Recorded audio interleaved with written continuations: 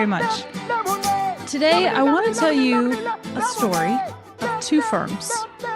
These might sound a little familiar. The first firm, here we are. Email comes in on a Tuesday. One of the firm's best associates has just given notice. Now, you know what happens next. The managing partner called the firm administrator in a panic. They needed someone right away. They had active matters that were going to need coverage, and they couldn't wait. So they do what firms do when they're desperate. They called everyone they knew, they posted the opening, and they took the first 3 resumes that looked somewhat reasonable and scheduled lunches. The hiring process, such as it was, lasted all of 11 days. Now, the partners who interviewed at lunch, they didn't have a rubric. Nobody sat down and actually had a conversation about what the role required, what kind of work the person would be doing, what kind of pressure they would face, and what kind of person really thrives at this firm and in this environment. Nobody asked those questions because there wasn't time. And frankly, nobody had ever asked those questions even when there was time. After the lunch, one of the partners, who's a great guy, he gave his read, and he said, "Hey, this guy we just interviewed, Marcus, he seems smart, sharp. I could see myself having a beer with him at the end of the day. So I think he'd be a great fit." That was the review. That was the process. The next day, they made Marcus an offer, and he accepted. Now, 6 months later, Marcus is still there, and, he shows up on time. He's perfectly pleasant in the hallways. But if we're being really honest, his work is average at best. It's just not great. And so now the partners, they don't really trust him when matters come in. And so they've stopped giving him as much work. Sorry, if you're hearing my dog, 2 people just showed up to my door, of course, for no reason, to sell me something. But back to Marcus, because now lawyers aren't giving him any work. And as a result, it's all going to the A player on the team because that's who they trust. And that means Marcus's billables are starting to suffer. So now he's not making his hours, right?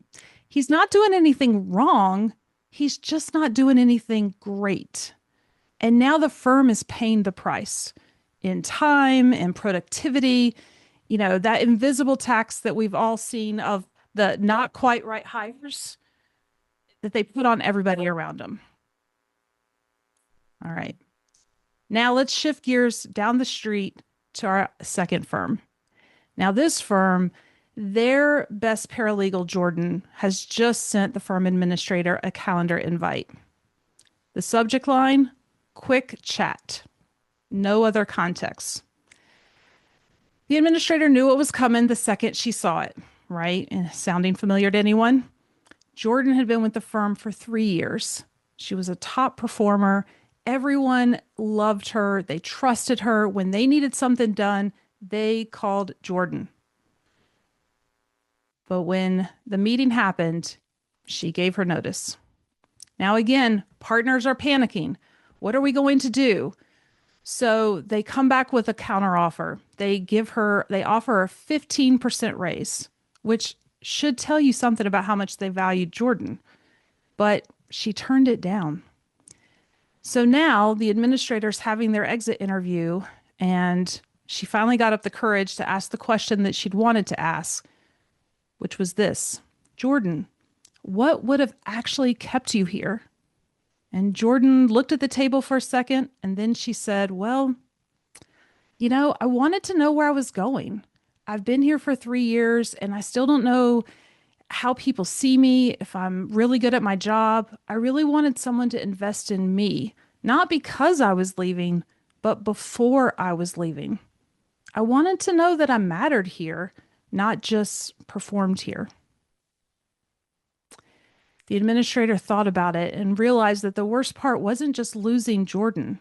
The worst part was realizing that Jordan had been waiting to have that conversation now for 3 years, and they had never had it. 2 firms, 2 completely different problems, One hired without intention, under pressure, without a process, optimizing for who felt comfortable over who they would actually have thrive in the role. And they got Marcus, who was pleasant and present and, perfectly parked just below where the firm needed him to be. The other firm, they led without intention, right? They valued their best person and they really did intend to invest in her, but they just never quite got around to having those conversations that she'd been waiting to have. So different mistakes, but same outcome. A team that's not what it could be, and leaders who can't quite figure out why. So here's what I want you to understand before we go any further today. The talent crisis in legal, it isn't actually one problem, it's two. Well, two that we can sum up. And most firms might be trying to only solve part of it, and maybe even the wrong one. They're focused on finding people, but what they actually need is a system for finding those right people. And then they need a completely different system for making sure that those people stay, grow, and eventually lead. So today we're going to focus on both parts of those systems. So let's go back to Marcus for a minute. Because remember that Marcus, there was an 11-day hiring process. And that really was the problem, right? The partner who used lunch as an interview and didn't really know what to interview for, he was part of that problem. The firm had no idea what they were actually trying to hire for.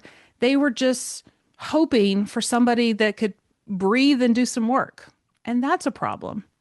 So Marcus, he did what he was capable of, but the firm just never figured that out before they made him that offer.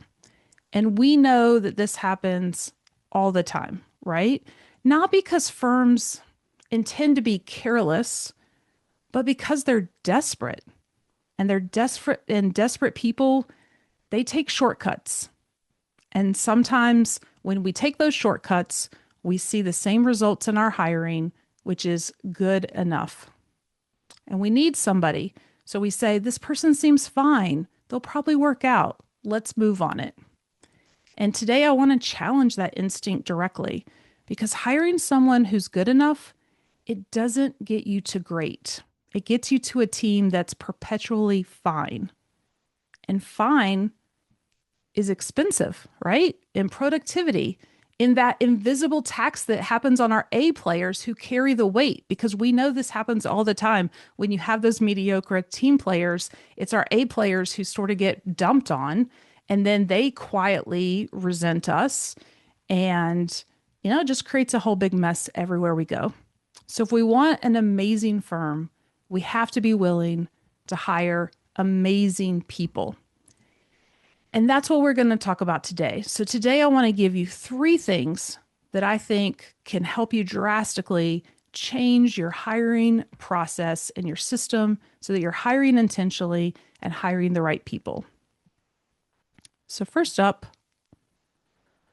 the first is we want to get clear on what we're actually hiring for. Not just the job description, but what does that role really require? What skills do they need for sure? I think most of us are focused on that, but we need to go beyond that. What's the working style for this particular department? What's the pace? What's the pressure tolerance? What values have to be present for someone to thrive here? I think most firms probably skip this step entirely. If you do have firm values, core values, are you using them in your hiring process? Or are they just fancy words that sit on your website or maybe even in a framed picture somewhere in the hallway? Or are we actually using those to define that these are the kind of people that work really well here and that we're going to use throughout our whole process, not just to hire, but then to evaluate and potentially even, have those harder conversations if people aren't living up to those values. I once, realized like our team, we are very systems heavy. We have a system for everything and we want people working inside of our systems. We also are all about driving change. We feel like we need to be leading the change and for our clients and for ourselves. And I had a team member come to me once and she just thought, honestly, she thought working with us was chaotic because what we saw as being innovative and improving and always looking for the best tech and always trying new things and always focused each quarter on what we were going to drive and what we were going to change. For her, that was an innovation. That was like disruptive. Like she just wanted, she said to me, can I just come into work and do the same thing every day and not have my job change for a while? And that's when I realized like she's a great person. She's just not the right person for our team.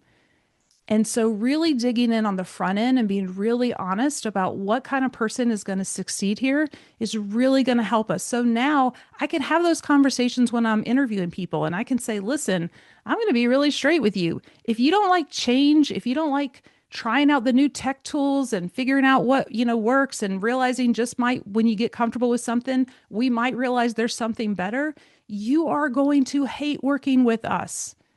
And that's okay. I'd rather have that conversation in the interview process, than after we've invested all this time in bringing the person on. So we want to get clear up front and we want to make sure we're hiring for both. Next up, number 2, we want to use our job postings differently. It's not sufficient, in my opinion, to simply go on to whatever job posting site you see or take out here's the paralegal job posting or the associate job posting we've used for the last however many years, copy and paste and put it up again. These things are terrible. I hate reading them. In fact, one of my favorite things to do is to work with a firm on building a job ad that works. And notice I use the word ad on purpose, because this is a piece of marketing collateral. This is your chance to advertise to everyone out in the world to find that one person that's going to be amazing for your team. And so you need to treat it that way. You need to, first of all, recognize that your buyer in this situation is that potential candidate. And so you need to talk directly to them and attract them. Why should they consider joining your team? Maybe they're very happy at their job right now, but there's something that's missing that they'd be willing to jump for. Well, maybe you have the answer to that. So you want to spell that out and say, hey, if you're looking for this, here is your amazing place to work. We're for you, right? You don't want just the same old postings with generic language, same format, same boilerplate qualifications. We know you need to have attention to detail. Is there a way we could say that that's more interesting? We want people, I've had people say to me that they've read job descriptions that I've written and found themselves just doing this the entire time. I've had people say, I wasn't even looking for a job. I don't know why, but I read this job description, this job ad, and I thought, I have to come talk to these people because they're doing something different. And isn't that the people that we want to attract and have apply for our jobs? So we got to be clear again about who we are and who's going to be great in this role.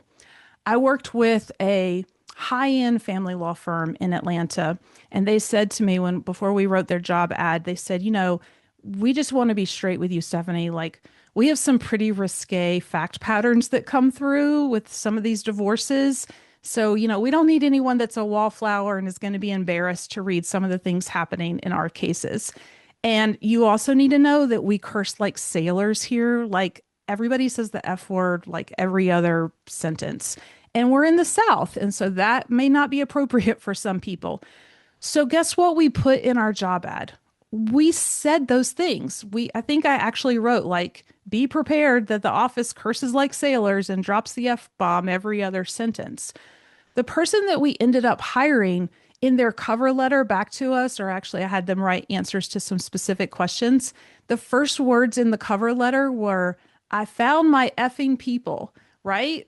I mean, isn't that what we wanted? It sounds so silly. And I know you're sitting there thinking, I would never say that. And I'm not asking you to if that's not your culture. But for these folks, it really mattered. And so now not only does the ad become just that, and we're attracting the right people, it becomes our filter because we're hiding those little Easter eggs in there and saying, hey, if people are really paying attention, then when they tell us what's exciting to them about working with us, they should be feeding that back to us. And that gives us a clue now that in our screening process, wow, this person's really interested. I did a similar thing with a firm. They have, it's a small firm, and the people bring their dogs like every day. When you go to their office, it's a little chaotic because there's usually 3 to 5 dogs running around. So, guess what we put in the job ad? Must love dogs. The new receptionist that they ended up hiring worked for a dog rescue on the weekends.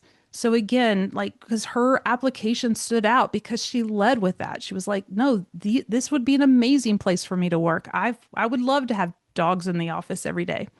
So whatever it is, we want to be specific. We want to be honest, talk about our values, not in abstract terms, but really concrete ones. What does it mean to work here? What do we expect from people, and what should they expect from you? All right, third, moving on.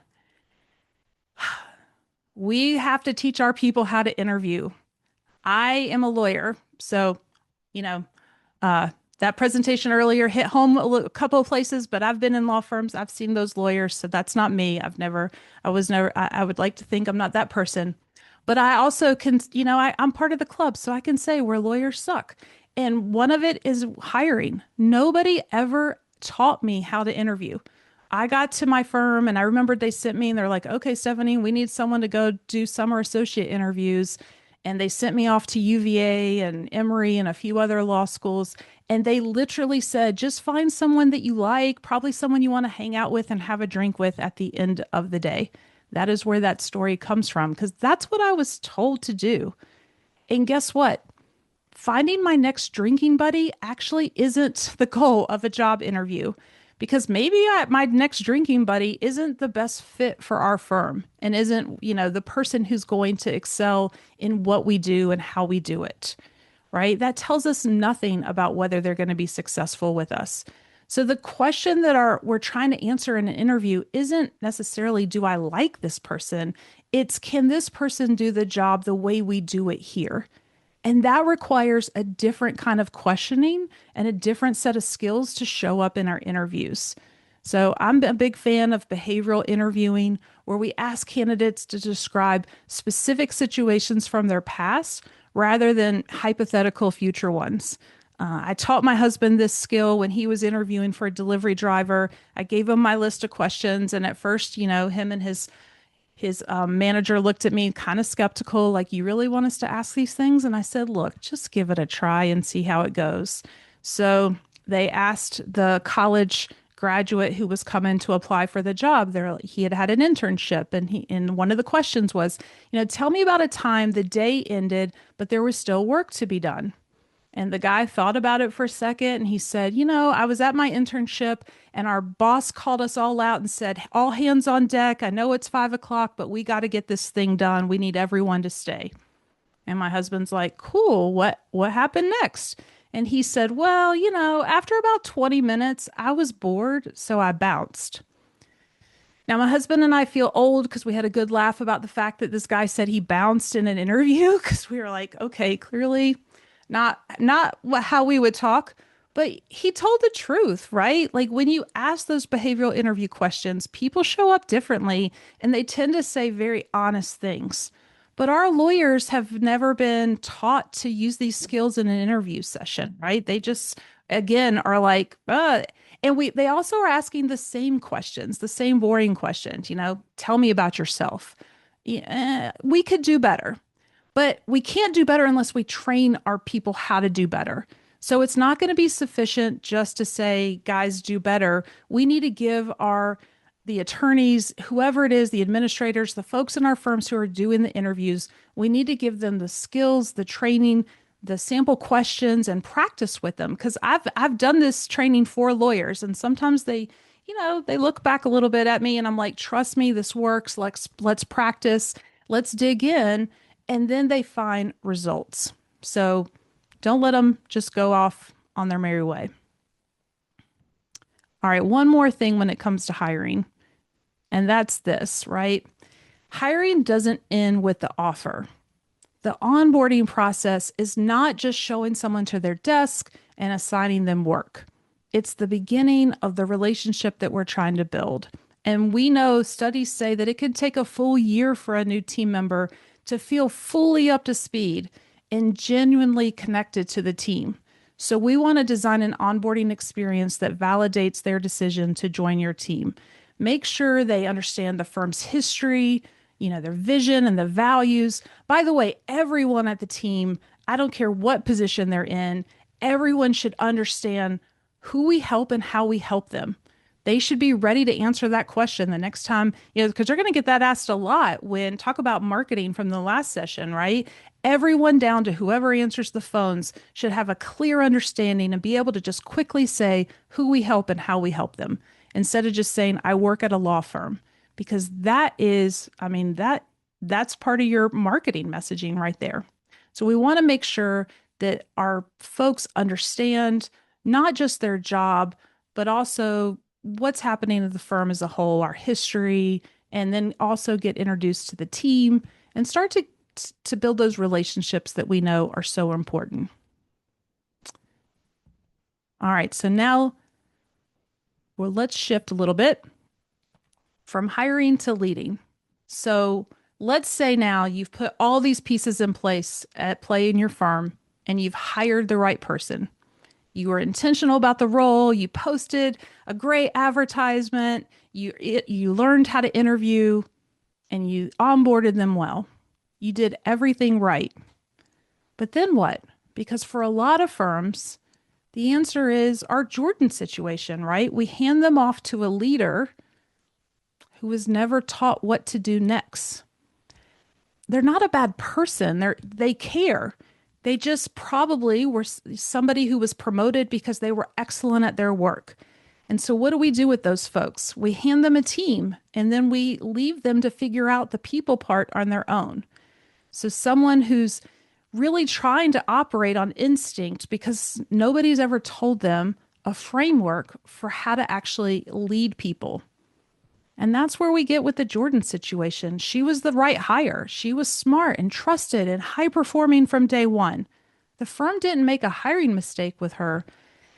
I'd argue they made a leadership development mistake because they put an exceptional person in front of an undeveloped leader and assumed the rest would just kind of take care of itself. You've probably heard the phrase, people don't leave bad jobs, they leave bad bosses. Well, I think there's some truth in that, right? But I also think it's an incomplete statement because in my experience, most of the leaders, they're not bad bosses, they're undeveloped bosses. And I think there's a difference. And I think that difference matters enormously for what you're going to do about it. Because, Jordan's boss, she wasn't a bad person. She really did care about Jordan and she was sad to see her go. She just never was taught how to be a great leader and how to develop Jordan and answer what Jordan needed in order to be happy with her job. Nobody gave her those tools. But the good news is that all those tools are teachable, and you can learn them, right? It's not a personality issue necessarily. It's about learning a framework for how to lead and manage people better. And actually, I'm pretty excited. I'm going to go ahead and announce this now because it didn't get into the new bio. But Debbie Foster, who will be talking here with you guys in a few seconds, we have just co-authored a book that's going to be published soon. So you're hearing this first, and saying it out loud to other people outside of our team means that it really has to happen. But we're very close to publishing a new book on leadership for legal that's going to have this whole framework built out in it. So I'm pretty excited to kind of give you guys a sneak peek for that today. So here you go. Number one, I'm going to give you 5 tools today that we can use to develop our leaders better so that we're taking care of those great hires better and retaining them. And so the first one is we got to know our people, right? Not just like how they do their work, but we need to know them personally. And I think we need to know their work ambitions. So think about your leaders right now at your firm. If we were to go to them and say, where does each person on your team want to be in 3 years? Not what they're working on right now, not if they're hitting their numbers, but where do they want to go? Where do they want to go with their careers? What kind of work gets them energized? And what kind of work quietly drains them? Would we have answers to that? Would our leaders be able to answer that? Because you can't develop people that you don't know. Now, you don't have to be their best friend, but you do need to have some conversationals with them, real intentional ones, and not just performance reviews, but sit down with each person on your team and ask, what do you want to be doing more of? Where do you want to be in 2 or 3 years? And shockingly, sometimes I even ask people, and it doesn't mean that you have to be working here. What if what if their next move is to move on from you and I can help them get there? Boy, do they come a referral source for life. They're like, wow, that's amazing. No boss has ever said that to me before. Like, let's just be honest. Not everyone is a lifer and stays with us forever. So, what if we had some honest conversations and worked with them? It made it valuable, the experience they had while they were working with us. So, ask our folks, what kind of work lights you up and what doesn't? Not that you always won't be able to give them that work, but at least you'll know and you can, layer in maybe some of that work that really excites them. Maybe there's some stretch work that they want to get that they haven't tried before, but you could give it to them and say, yeah, let me try to help you develop this skill and I'm going to support you along the way. So here's the important part. Once we have these conversations, we have to do something with it, right? Not just wait, not just say, oh, that's great to know, but really try to respond to those people and make sure that you're acknowledging it and trying to change a piece of their work so they can feel that goal of theirs is being achieved. All right, number 2, we need to set clear expectations because they can't grow toward a target that they can't see. And one of the most consistent things we see when we're working inside law firms is that people are being evaluated against standards that were never clearly given. And so they're doing their best or they're doing what they think they need to do. And we need to be clear as leaders about what those standards are. Too many hires, or maybe even not so new hires, they feel lost. They're a little unsure of what's actually expected of them. And therefore, they don't know when they're falling short. I'm sure that nobody sat down with Marcus and said, Marcus, this is the bar and you're here. That's a hard conversation to have, but it's one that we avoid often. And the reason we avoid it so much is because we haven't set those standards from the beginning. So then when we know people aren't meeting them, we feel guilty because we think, gosh, I just never told them. And so maybe they didn't know this is what was expected of them. Clear expectations aren't micromanagement. They're respect. They're saying, hey, here's what success looks like in this role. Here's how we do things at this firm. Here's the standard I'm going to hold you to, and I'm going to hold everyone else to it equally. And by the way, that last part matters more than we realize because our high performers are watching us and they're watching to see if that standard applies to everyone. Because when it doesn't, when they do see that that colleague gets to slide by with lower expectations and nobody says anything, yeah, they're just annoyed, right? And they're quietly assessing, like, is this a place worth staying? So setting clear expectations and holding those standards is one of the most underrated retention tools that you have, and you need to be using it. All right, our third point is connecting people's work to something larger. A whole bunch of studies show us that meaning matters, right? People want to know that they matter and they want to know that their work matters. And this is where, especially ambitious people, they really want to know, that their work is more than a task list. They want to know how their work connects to something bigger. They want to know if the firm's going somewhere, if their contribution's part of a larger story. And guess what? For law firms, this is so easy for us because we're the helpers of the world, right? That's what we all by nature we do. We help people. But everyone in your organization, again, down to the person who answers the phones, needs to know that, hey, you may feel like you're answering the phones, but in reality, you're helping that person fill in the blank, whatever it is, however it is you help your clients. They need to understand that their daily work connects back to this larger purpose and as a result is making a difference in the world. That matters to people. And so it doesn't require a speech, but it does require leaders who make it a habit, right? In ordinary conversations to connect those dots between the work and the why. And so when you're assigning something, say why it matters. When a client outcome is good, name the specific contribution that made that possible. And when the firm's making decisions about the future, make sure you're bringing your people into it enough so that they can see where things are going. Because your people are always asking, whether they're saying it out loud or not, does my work here matter? Am I more than my output? And your leaders are the ones that need to answer that every day. All right. Next, we're going to develop our people, not just give them work. And I kind of touched on this already, but I want to go deeper for a second because this, I think, is a place where there is a gap that we see a lot in law firms about what people think they're doing and what they actually experience. And I get it because I have been guilty of this myself. We want to delegate to the person who can get it done fast and the best. It's efficient. It keeps things moving. It's easier, right? Like I don't want to have to, I know if I give it to my A player, they're just going to knock it out of the park. But it has a compounding cost that most firms don't see until they're already in crisis. Because over time, your best person gets everything that's important and they become overloaded. And then other people on the team, they're underutilized and they're not gaining the skills they need. And then, when your best person leaves, you're now really stuck because now these people aren't ready to fill that gap. And these people are leaving because they're like so overloaded. They're like, I talked to a woman at the gym yesterday. Her daughter's at a big firm downtown in Atlanta. And she told me that her daughter billed 2,600 hours a year last year.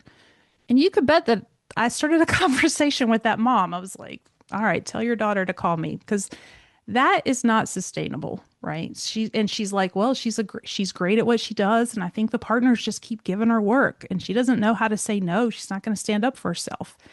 So now that person is quietly going to start looking, our A players, because we're not using the opportunities to start developing our talent over here. And I get it, guys. That is hard to do because it's slower. It takes time. It means that I might have to give this work to this other person and I may have to spend time, managing them and coaching them and correcting them and getting it up to where we need it to be. And that does take more time today. But I promise you over the long haul, it matters. And it's a situation we want to avoid. All right. Wrapping up here because Alan's got us on a tight schedule, which brings me to point number 5 is the conversations that we're avoiding are the ones we need to have. So it's not enough to just give those people the work or to be frustrated with those people who aren't meeting the standards in the background, right? As leaders, we have to coach and give feedback consistently and constantly when something goes wrong. And so this is the practice that's going to make everything else compound and work together. And sadly, it's one that our leaders are least equipped to do, right? We hear it all the time. Feedback in law firms, it's either too vague to be useful or too late to matter. Good job doesn't really tell anybody anything. Same with, this needs work. Feedback that would actually help is specific. It's timely. It's delivered with enough directness that the person knows exactly what to change. And so let me give everybody a framework that we teach that's super easy to use when we're giving feedback. This works, by the way, for positive and negative feedback, and we want to make sure we're using it in a positive way too. So it's OIR. The O is for observation.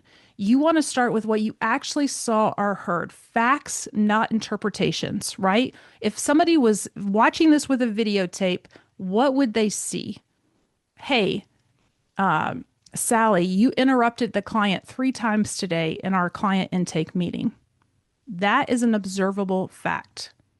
If you lead with intention, you set yourself up for failure right away. Hey, Sally, I feel like you're not listening. Well, what are they going to say? Yes, I was. I feel like you don't care. Yes, I do. Right? Like that's not a productive conversation. Sally, you interrupted the client 3 times today. She can't really push back on that. It's fact. The impact is simply then, what was the impact as a result? As a result, the client shut down and they stopped giving us information we need. And then the R request or results, what do you want to see differently? And so remember, this cuts both ways, positive and feedback. The other thing we want to mention here is we want to avoid that kindness trap. Sometimes we think we're avoiding those hard conversations because we care about the people, and that's it. That isn't the right way to go, right? When we avoid telling someone they're falling short, then we're not we're not actually caring about them. Kindness, clarity is kindness. That's what I'm trying to say. And you lose credibility quietly when you don't hold those standards for your team. So we want to have those hard conversations because they're an act of care. And the leaders who understand that are the ones whose entire teams will stay. So let's bring it all together, because the premise of my conversation today was that if you do these 5 practices together, remember, none of them are super complicated. They're all learnable. And when you do that, when you know your people, you set clear expectations, you connect their work to purpose, you develop them, and then you coach and give feedback, not just when something breaks, but when they do great work as well. That's when you start seeing team members who want to stay. And so the great firms that are going to win the talent game, it's not just about compensation. And I'm not going to stand here and tell you money doesn't matter, because it does, right? It's a threshold, but it's not a differentiator. Once you're in the market and you're competitive, throwing more money at the problem doesn't solve it. And I think Jordan's example proves that with that exit interview, right? What separates the firms that build unstoppable teams is intention. Intentional systems for finding those right people, and then intentional investment in the leaders those people report to so that they are developed and nurtured and want to stay on your team. Those two systems work together, and that becomes your talent pipeline. So neither one is enough without the other. You can hire brilliantly and then lose your best people to a leader who never learned how to develop them. Or you could develop exceptional leaders and watch them struggle because the team around them was built on compromised hiring decisions. So we want to be intentional and have both systems working together. All right. And with that, I'm right at my time. So let's check in on any questions before we wrap up and get to Michael. Everything you said. I do have a question, Stephanie. I do have a question. And I know that I get this all over the country. Every time, I'm traveling all over the country, as everyone knows, and, oh, Ellen's there this week. But this is what I get when I'm in firms. What would you recommend? Because look, there are recruiters, there are so many recruiters and great recruiters out on LinkedIn, right? There's good recruiting companies, but the big subject right now is recruiting. It's recruitment. There's no getting around it. That is what everyone, it is absolutely what everyone is talking about. The question is what would you recommend for recruiting? What program or what system would you recommend for today for recruiting talent for a firm? I would point you to a couple of resources. I don't have like a company, but although we do help with that sometimes. Joey Coleman wrote a good book, Never Lose an Employee Again. I'm looking over there because it's on my bookshelf. He's also been on my podcast. And I think he kind of speaks to some of the things I was talking about. Like, recruiting starts with having a great team, right? It's much easier to recruit if we have a great place to come and work.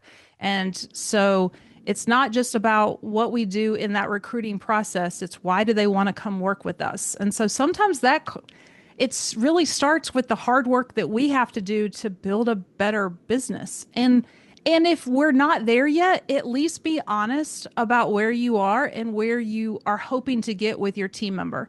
I'd rather that than you just kind of lie to me and sugarcoat it, and then I get into the firm and I'm like, what's going on here? I was just sold a bill of goods. So if you are struggling, or if you are having, you're going to change some things as a recruit, I would want to know that in the process. Oh, for the person who asked, I host the Lawyerist podcast. I'll put it in here. And yeah, thank you, Debbie. And Debbie, would you say something different? I don't know. You might have a different answer. The only thing that I would say is personal relationships often bring in the best talent. So who did your associates go to law school with? And if they're happy and they love where they work, it's a whole lot easier to ask them to go out and talk to their friends, talk to their classmates about your firm. So we get asked this question a lot too with laterals. Where can I go to figure out what laterals are available? And I'm like, a bar association function around a dinner table. Like, who do you respect when you find out they're on the other side? Or what, think about the relationships that you have and where those synergies are. And I think that I think you were with me, Stephanie, or someone was with me, and I said, have you ever considered giving your associates a bonus for referring someone in? And they looked at me like I had three heads. I said, do you pay recruiters? And they said, yes. And I said, then why wouldn't you pay $5,000 to one of your team members, right? Like, how do we really think about socializing what it means to work at our firms and continue to work on creating a great place to work?